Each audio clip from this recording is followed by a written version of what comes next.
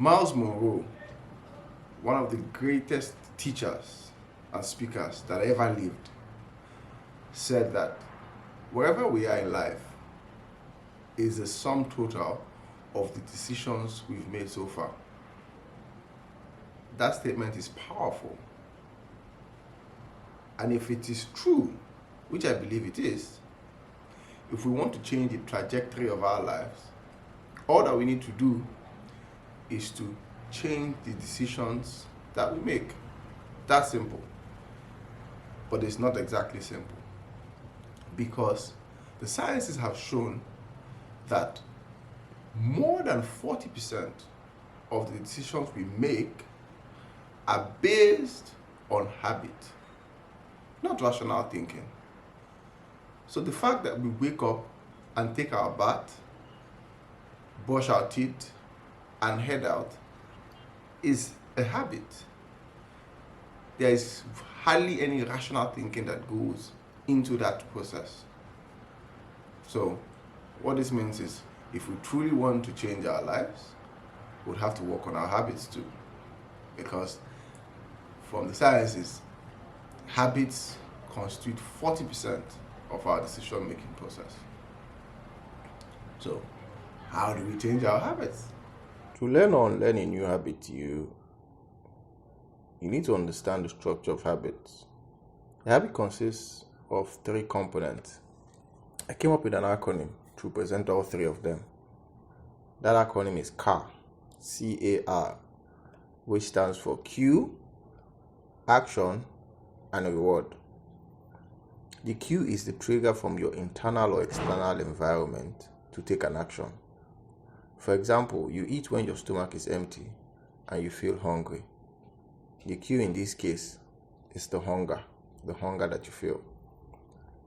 The action is your reaction, your response to that cue. That's the step you need to take, having felt that nudging. So, using the earlier example, if you feel hunger, what do? You order some food from your favorite restaurant, or you go to your kitchen and do the cooking yourself. What's the reward? Reward is the benefit your brain gets for carrying out that action. That sense of victory that you feel, that satisfaction, that the dopamine that is released, that's the reward. That's the reward for carrying out that action.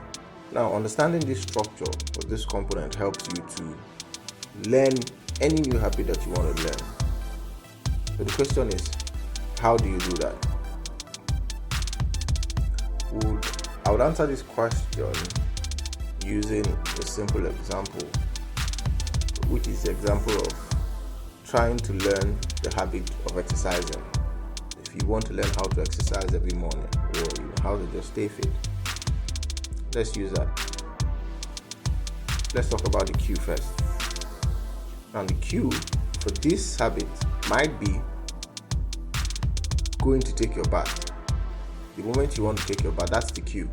You have to exercise first before you do that. Now, there's a pro tip that I want to share with you. It's best to associate that cue with an already established habit. In this case, the habit of taking your bath.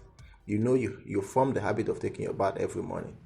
Now, if you attach the cue to an already established habit, it's very easy for you to replicate it. A simple example is, if you regularly take your bath in the morning and at night, but you don't brush your teeth at night before you go to bed, and you're trying to learn that new habit, all you need to do is attach it to your already learned habit of taking your bath every night. So the moment you're about to take your bath, you remember you have to brush your teeth first. That's the easiest way. And when you continue that way, because you already have that habit of taking your bath, you will do it every day. So whilst about to do it, you remember you have to brush. So it's easy for that habit to take off that way. Another pro tip is that timing is very key. If you repeat a habit within a time regularly, your brain will easily register it, compared to when you repeat it in a scattered way. So if you want to learn, for example, how to exercise, it's best if you exercise every morning for a period of time. That way your brain registers that every time in the morning I have to work out. But if you scatter it all over, you're trying to learn a new habit and then you're scattering it, you exercise sometime in the morning, then sometime in the afternoon, and other times in the evening, it will be hard for that habit to stick. So the pro tip is try to find a regular time and stick to that time so that you master that habit. The next is the action. The advice here is that you just do the action, but take baby steps. Don't be too ambitious when you're trying to learn a new habit, because if it's difficult, your brain would hardly learn it. It's a fact that the brain doesn't like hard tasks. That is why video games start from the easy level.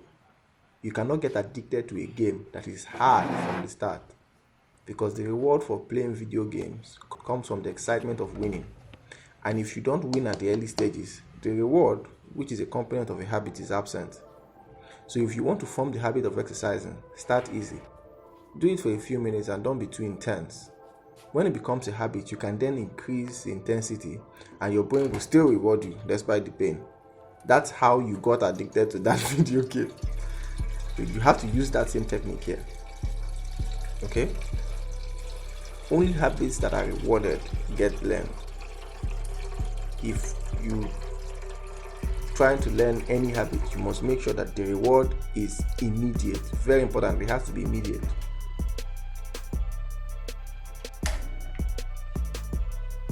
For workout or exercising, the reward isn't exactly immediate, because when you're exercising, you're trying to feel healthy, you're trying to maybe lose weight, be strong, and all that. Those rewards take time before they manifest. So sadly, your brain cannot wait that long. So you have to create a reward for that habit in the meantime.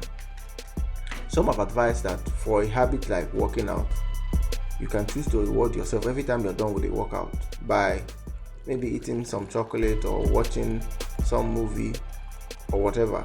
Reward yourself with something consistently so that your brain registers it that anytime I complete this task, I get this reward.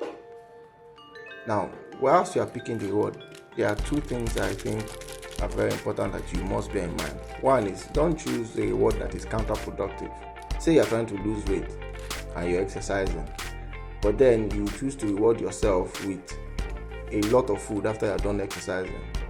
That's a counterproductive reward, because you will not lose any weight and you will get tired of working out if the reward that you're supposed to get in the long run isn't going to come through. So whilst you pick a reward that is not counterproductive. And the second thing is, pick a reward that you will only give yourself after a workout. So don't go and pick a reward that you can get even if you don't do the workout. For example, if you choose to reward yourself with a meal after every workout, that will not work, because whether or not you work out, you will still have to eat. So pick a reward that you would only get, so that your brain would register that if I do this, I get this. If I don't do this, I don't get this. Very important. There are some extra tips that I would want to include. One is focus on one habit at a time. It's very important that you don't overwhelm your brain by trying to do a lot of things at the same time. So if you were trying to learn one habit at a time. It's very important so that your brain doesn't see it as a difficult thing and then it abandons the entire process. So stick to one habit at a time, learn it, move on to the next one. Another pro tip is commit for a long period of time. Science has shown that to learn a habit, you have to spend at least 25 days to 250 days repeating that habit before it is learned. So you'd have to commit time. There's nothing that you're doing that you do not commit time to learn. So commit time to learning the new habit and you will see it manifest. Third thing is you plan for challenges. A lot of things will happen. You might register with the gym and you don't have money to renew your registration. That's a challenge. So plan for it. If you would have to make alternatives, for working out at home, beautiful. So realize that there will be challenges, plan for them, and when they happen, look at the alternatives. The last is create an accountability system. It's either you have somebody who loves you, who cares for you, and who wants to see you win. If you have somebody like that supporting you, that's great. Alternatively, you can also use apps and all those stuff. For example, you could have a reminder that reminds you every time to work out. That's an accountability system. You can have a journal where you write out what you ought to do per time, have a diary, whatever, but just make sure you have an accountability system. That would help you not to fall short.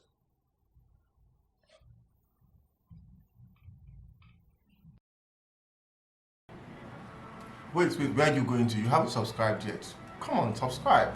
Subscribe. Then you go over to whatever video you want to watch. Please hit the subscribe button, man. Come on. Come on. Go ahead. Go ahead. Yeah. That's my man. Thank you. Thank you. Thank you. Thank you.